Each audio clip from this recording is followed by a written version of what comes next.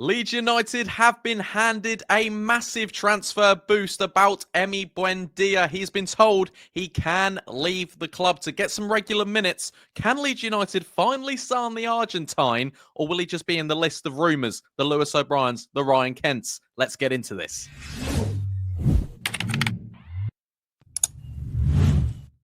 All right, guys, what's going on? My name is Ollie Ward. Welcome back to the Ollie Ward channel. Happy Saturday. Hope you've all had a good start to your weekend and you're ready for the Leeds United transfer news and rumours. Before we do get into it, you guys know what to do. Smash the support on this video. I've been at work all day, and the first thing I've done when I come back is do a video for you lot. No one else is posting today but this man. So be sure to smash that like button. Also subscribe if you're new. We just want to grow the channel this year. We just want to get to 20,000 subscribers, grow the channel. Ollie Ward, we want to make it a household name. And get your comments in, your score predictions for tomorrow's game, Leeds United versus Sheffield Wednesday. Without further ado, let's get into the Leeds United transfer rumours and news video. We have uploaded 18 days in a row, people. Keep it going. That's why I'm here tonight. We're starting off with Buendia. And like I said at the intro, Leeds United have held a long interest in Emi Buendia from Aston Villa, and they've now been handed a huge boost as manager Unai Emery has confirmed Leeds' summer target could leave this month in search of regular minutes.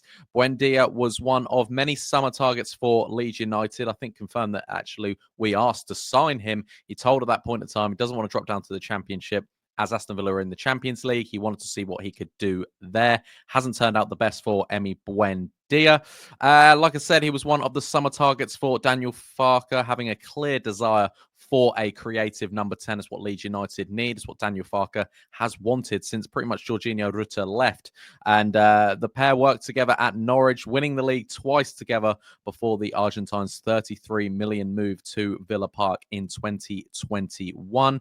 He was out injured all of last season with a knee injury, returning to full fitness, but with so much competition, he's yet to start a Premier League game for Aston Villa. He's only made 11 appearances altogether, totaling an 80 minutes. That's not enough for a player of Emi Buendia's quality. I believe he's only 28 as well, so it's still a lot of game time for him.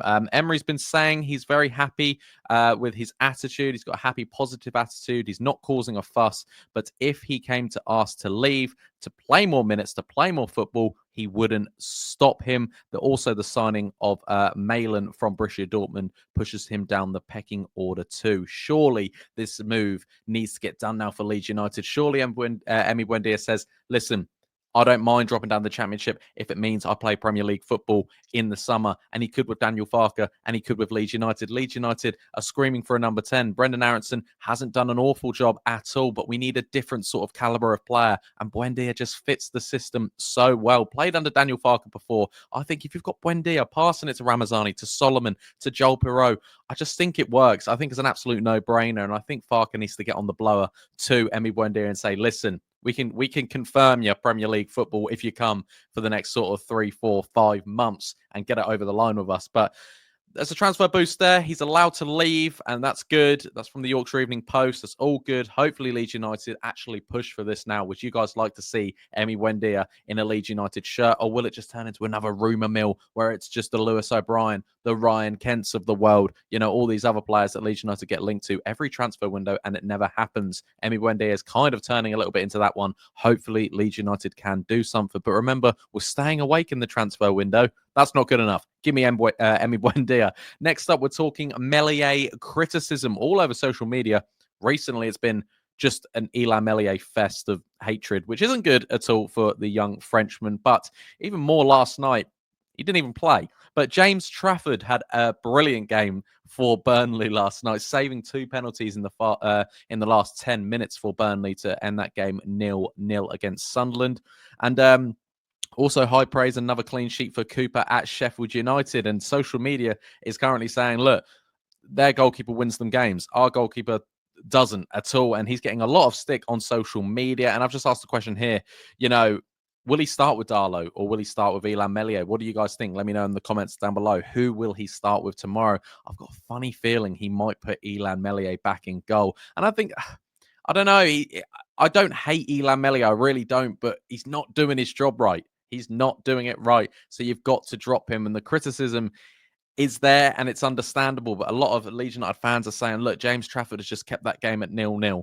He saved 2 penalties. I don't remember the last time Meslier saved a penalty. Cooper at Sheffield United, he's been brilliant there. And they also won 2-0 today, another clean sheet. Yes, Melier's had clean sheets. I think it's something like 14 in 28 games or something. But he still hasn't been brilliant. And, his shot stopping's terrible. His distribution's terrible. His commanding of the box is terrible. So, yeah, I understand the Meslier criticism, but we haven't even kicked a ball yet, and he's already getting pelters on social media. Next up, Mateo Joseph speaks out. No doubt in my mind that Leeds United do need a number 9. With Joffrey out on loan at Hull, Patrick Bamford still injured. Joel Perreault obviously can play 9, can also play 10. Mateo Joseph, not setting the world alight. People aren't really enjoying Joseph. He's got 2 goals and 3 assists this season. And again, this should be a development season for Mateo Joseph, but he's been asked to play the number 9, been asked to lead the line for Leeds United. And a lot of people say, if you're good enough, you're old enough and all this stuff, he's still a very young player, and strikers is the hardest position on the pitch, really, because you got to put the ball in the back of the net. And when you're not doing that, you do get criticised. But he has come out and said, he spoke to Sports Boom, and he said, I want more goals, definitely, but at the same time, I don't have to be too hard on myself. Even when you watch teams like Barcelona and Real Madrid, even the best strikers in the world miss good chances. He's made a good point there. I still think we need a number 9. He needs to develop. Who will we sign, really? And I think that's an absolute no-brainer. And I think, what we're trying to do is put, square pegs in round holes, round pegs in square holes. Non-token players are 9. Everyone keeps saying, remember how Joel Burrow's good at the 9. All this stuff's a 9. We're just trying to be cool about it. And this goes on to my next statement of Chris Wilder made some comments after the 2-0 win today at Norwich. And he said, we're after 5 new players and I expect to sign them all. We're close on 3. Look at that. It shows passion. It shows aggression. They want to get a team that's going to get them straight back to the Premier League. That's what they want to do.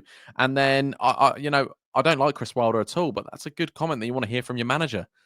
Whereas we're just staying awake in the transfer window. Something might happen. And to be fair, Sheffield United's team on paper is decent as well. Maybe Leeds is on paper a little bit better, but we're fine. That word fine. Oh, it's fine. Brendan Eriksson can play there. We're fine. Remember, Joel Perreault can play a 10. It's fine. Remember, Nonto can play as a 9. Why?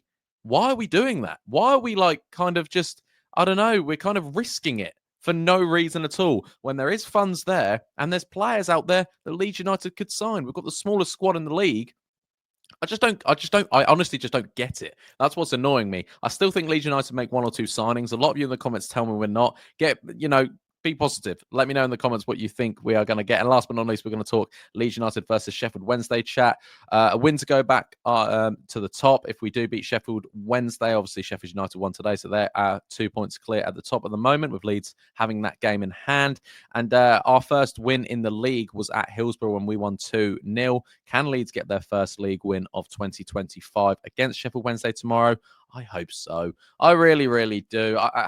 I think Sheffield Wednesday are they're doing well. I think they're sitting around 10th in the table. I think they could give us a very good game, but Leeds at Ellen Road, I'm going to go for a 2-0 Leeds United, like the reverse fixture was. I don't really know how I'm going to do the reaction tomorrow because I'm playing football myself tomorrow morning and then I've got work. So I might do a match reaction, but it might be out later in the night, or it might be out straight after the game. I'm not sure how I'm going to do it yet, but hopefully there should be a match reaction coming out tomorrow. Guys, if you did enjoy this video, I know it's a Saturday, I know you're busy, but please smash that like button, subscribe if you're new, get all your comments in on everything we spoke about today and your early score predictions for Leeds United versus Sheffield Wednesday tomorrow. I've been Ollie Ward. You guys have been excellent, and I'll catch you in the next one. Cheery. Oh.